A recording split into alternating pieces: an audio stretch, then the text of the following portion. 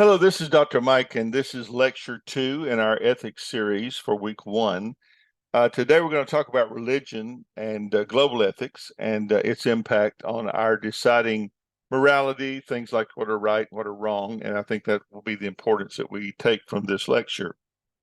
I hope that you read chapter 1 yesterday and gave you some foundational thoughts of what ethics is all about, what it encompasses, what it involves, and why it's important. Religion is important because, for one thing, we have never found a culture, no matter how remote it is, that did not have some kind of religious observance. It might not have been Christianity, it might not have been something that we recognized. In fact, it's interesting that when Columbus landed in the West Indies, which he thought was India, that he looked at people, he did not see a Bible, didn't see a cross. He looked at them extremely through Western eyes and said, these people have no religion.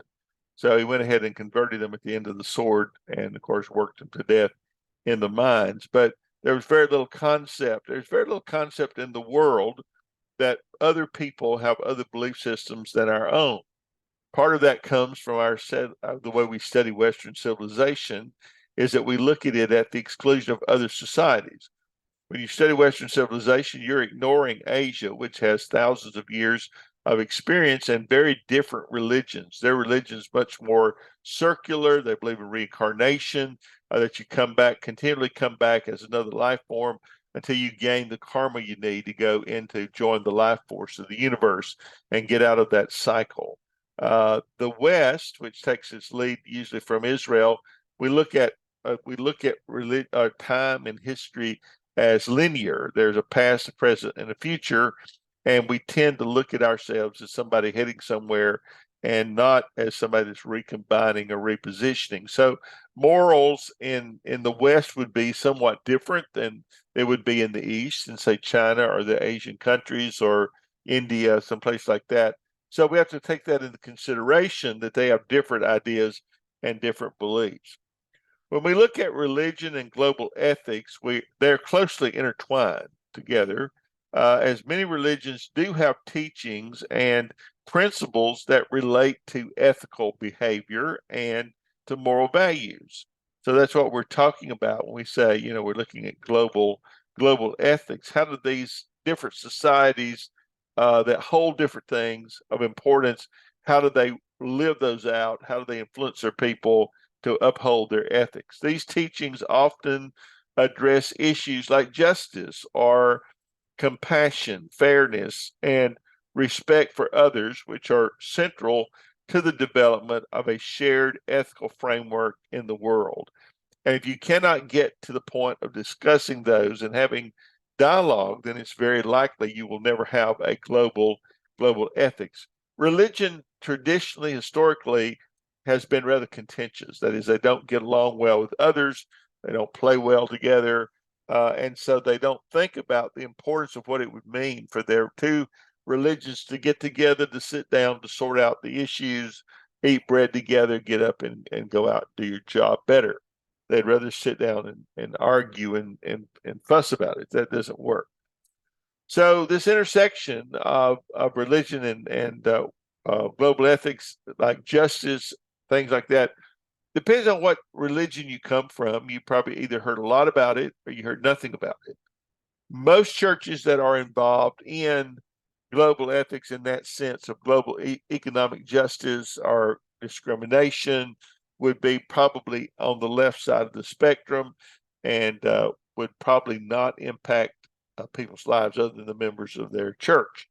By the same token, when the Civil War, when issues around the ethics of different things started, people began to think about these things and to consider what it would take to get people together. One example would be the golden rule: do unto others as you would have them do unto you. Probably every religion has something of that sort. It emphasizes the importance of empathy and compassion in our interaction and our help of others, that we should be willing to help, willing to serve, willing to do what we can. Another example is the concept of social justice, which is a key concern in many religions. For instance, in the Black church, in the 60s. That was the only organizing body really that they had. There weren't a whole lot. And so most African Americans organized around their local church. Dr. King was a Baptist minister, and many of the people on his staff were Baptist ministers. So there was religion involved, and he advocated a peaceful, nonviolent approach to gaining rights and getting the things that you need done finished. Sadly, I remember very well, while they were having a peaceful march, police turned dogs on them. Police turned, angry citizens on them who killed people because of it. But there was a lot of bloodshed over social justice. Those things were of great, great import. Religion can also play a role in shaping global ethics by providing a moral compass and a set of shared values that can guide individuals and societies in their behavior. This is what Thomas Jefferson said he believed the purpose of religion was, to have a compass to guide society. In the early days of America, they looked for virtue as the one redeeming quality in human beings, and that virtue was going to make us a great nation and all those things, and make us learn and be forgiving and not be so cantankerous. It didn't do that, of course. We have more religion than any countries in the world, and yet we probably have more racial issues, more social issues than they do as well. So in order to develop a global ethic, it's necessary to engage in dialogue. You have to sit down and talk about your differences with a view of fixing them, if you will. That has not happened yet, either in the in any of the religious circles that I've been in. That is not something that we discuss. We didn't take part in civil rights in the 60s. White churches did not. Southern Baptists split over over slavery in 1854. Southern Baptists went one way, Northern Baptists went another, but neither one of those groups have ever come back really and made a strong statement about ethical values and things that are important. Let me switch to my slides just a moment, and I'll share a couple things with you before we leave. So when we talk about religion, global ethics, the United Nations has been working on this for a while, trying to establish a standard declaration of human rights in which all religions would buy into. They start with religions because that's the largest organizable group that there is.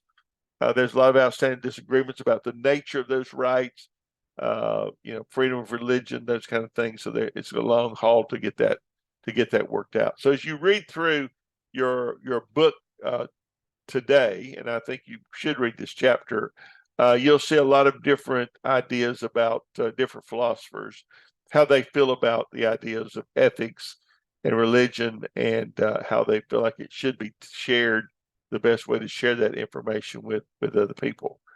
So I think you'll enjoy this class, this chapter, and I look forward to hearing from you. If you have any questions, please just email me or send them to me, and I'll be glad to either answer them on the next chat, or I will send you a personal email as well.